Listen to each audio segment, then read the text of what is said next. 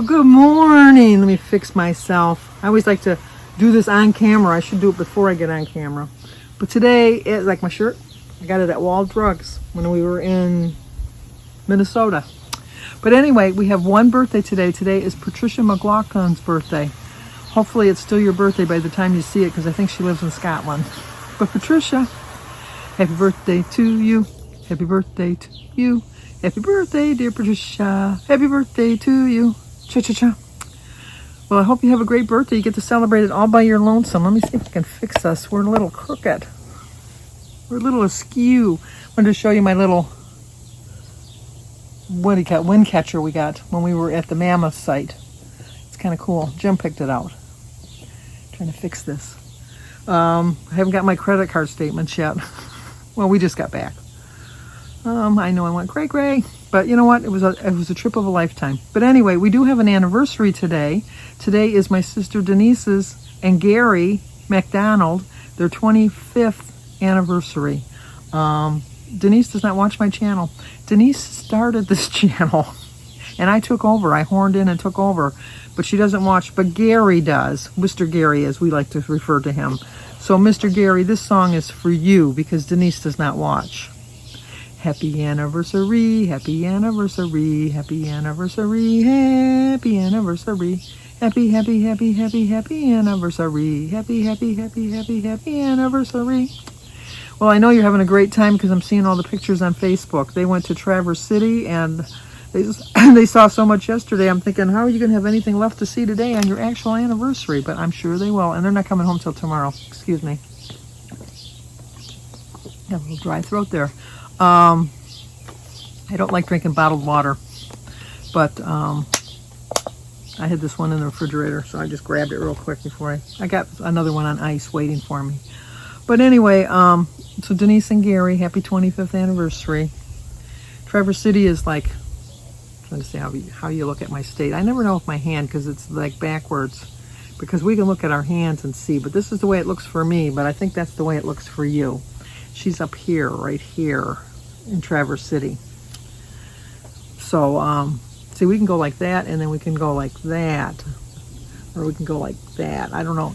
My camera it's all screwed up. But anyway, you can say, oh, I want to go to Michigan. I don't want to show you my warts. We can go to Michigan. We're going to just take this road up here and go up.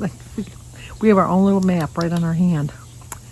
And then before I forget, Judy Brevet is having some tests done tomorrow, so if you can say some prayers that she gets some really good results, I would appreciate it, as I know Judy will also. Jim is feeling better. He's feeling a lot better. I don't know if I said it yesterday when I did put it across, but some people just listen and they don't watch. They diagnosed him with a skeletal muscular strain. They did a CAT scan. They did an ultrasound. They did an x-ray. They did blood work every hour. They did an EKG a couple times. They did his blood pressure regularly, like every 20, 25 minutes, because they had the cuff on it. It automatically registered his thing. He had the oxygen thing on his hand. They do think it was a combination of, like, he might have pulled him. I told him this is how out of shape he is, because he rolled over. I think he pulled a muscle rolling over. He did pack a healthier lunch for today, so hopefully that did give him a little bit of a scare. When he gets home from work, we're going to go for a walk. I like walking in the morning when I first get up, but he's working days now, so he gets home about 3 o'clock. I know it's like the heat of the afternoon, but it's not really that hot just yet. But I think that when it gets a little bit hotter, we'll just walk in the evenings. I don't like walking after I've eaten. Yeah, that's right. I don't like walking with food in my stomach. I like walking on an empty stomach. So we'll see if he'll go with me. I don't know if he will or not. And Kylie stayed home alone. So I called her this morning to ask her how her night was, and she said good. She called me last night to tell me good night before she went to bed. She's coming over for dinner. I'm just going to make chicken and corn on the cob. Maybe have a little side salad. And just been busy around the house. I'm trying to get my bills together to pay. I had some bills due this week, so I had to pay those. And just straightened up my house a little bit. Right now I'm watering the lawn. That might be the background noise that you heard. That was the noise from yesterday. I didn't realize how much my microphone picks that up. But we put grass seed down for where they dug up the front yard to put our fix our pavers, and the grass seed's just not taking too well. Jim didn't want to put the sprinklers on when we left. Gary said he would put them on, but I don't know. Jim is Jim. So anyway, Gary came over every day and watered the flowers because we want to make sure those take hold. So those are doing really well. And then he kept my pool excellent. It was like perfect when we got back. I have the vacuum in the pool right now, vacuuming because I have this tree which I absolutely love, but when the wind blows, it blows the leaves off. It settles on the bottom of the pool. So once a week I got to run the vacuum, which is, like you plug it in and put it in the pool. So it's not any major problems or effort on my part, I should say. And then David came over last night when he got off from work, and he cut the grass, so the grass is all cut. And trying to figure out what I'm going to have today. I didn't show you, but I had a little bowl of watermelon when I first woke up and a banana. And then I don't know what I'm going to have I'm going to have a lunch because I'll consider that my breakfast. I know a lot of you have said that I should get on the scale and weigh myself. No, I'm just going to wait. I thinking back to what I ate, it was, maybe I'm being generous thinking I only gained 5 pounds. I don't know. I had cookies every day. Christy made some homemade chocolate chip cookies, and I had homemade chocolate chip cookies every day. They stay fresh. I don't know I'm sure everybody knows this trick, but you either put a piece of bread or an apple in the container, and it keeps it soft, the cookies soft and fresher. So we did that. And then, I had my little snacks that I brought. So I had those. But I'm back on track. I slept so much better last night. I know it was because I was tired. I only got like 4 hours sleep in the previous 24-hour cycle. So I went to bed about midnight, and I slept solid till 9:30. I woke up, but Jim woke me up to say goodbye when he left for work. And I did hear his alarm when it went off. And I did get up once to go to the bathroom during the night. But other than that, out like a light. I was sound asleep. So anyway, while I was on vacation, I did do a little bit of reading in the car. I am very fortunate that I can read in the car. I know a lot of people can't. I forgot about that. I gotta finish that series. That was like yesterday. I need something to watch. I was watching Lucky Hank with Bob Odenkirk, he was called Better Call Saul. He was in that. He was in the movie Nobody. He's like a character actor, but once you see him, you know him. It's like one of them people. I knew you. And I was trying to find something to watch, and last night I watched Law Abiding Citizen from 2009, I think it was, with Gerald Butler and Jamie Foxx. It was really good. I was really surprised how good it was. So I actually taped it for Jim to watch because I thought, I think he might like that. But I forgot about that. But I did watch that. I did watch Des, D-E-S, with David Tennant, which is on AMC Plus. It was just okay. But I like David Tennant, so I watched that. And then I did start to do some reading. And I'll get to the other book that I did finish. But I started to read Silencing Eve. I think I told you about this before I left for my vacation. And I did try to still continue reading it while I was on vacation. But I don't know if I had told you, but I had looked to see because it's a series. And I am on chapter 18. So, hello. No wonder I don't know the playing characters. So I think I'm going to go to the library because I do like the style of writing. It's by Iris Johansson. So I do like her style of writing. It's just that I don't know who the characters are when they don't refer to them in full. So I might go to the library and start on episode 1 or book number 1 and work my way through it. But I did. My cousin Lynn gave me this book, Sensible Shoes. It's a story about the spiritual journey, and it's about these 4 friends that go to a retreat. It's a religious book. I'll start off with that. It's a very religious book. It gives you lots to think about. I was really deep in thought in this, and it's a series, and there's 3 more books. So my cousin Lynn sent me the other 3 books, so I do have the other 3 books to continue on with. But I highly recommend this book if you want something about a spiritual journey. It's about these 4 women that don't know each other that decide to join a retreat, an 8-week retreat, and they're all having their issues in life, and they sit way in the back of the room because they don't want to be noticed. And One is a perfectionist. One is a mother that's kind of like taken for granted.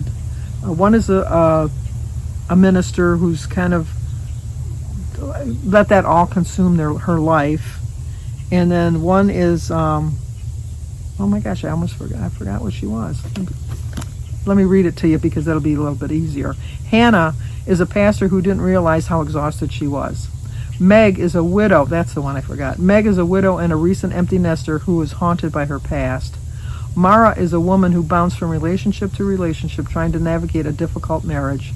And Carissa is a hardworking graduate student who wants to get things right. She's a perfectionist. My only gripe about the book was when I was reading it, I could place Hannah because it was Hannah, and I could place Carissa because it was Carissa. But Meg and Mara, because they both started with an M, the way my brain works, I really had a hard time. I had to keep referencing to see who they were. You probably won't have that problem.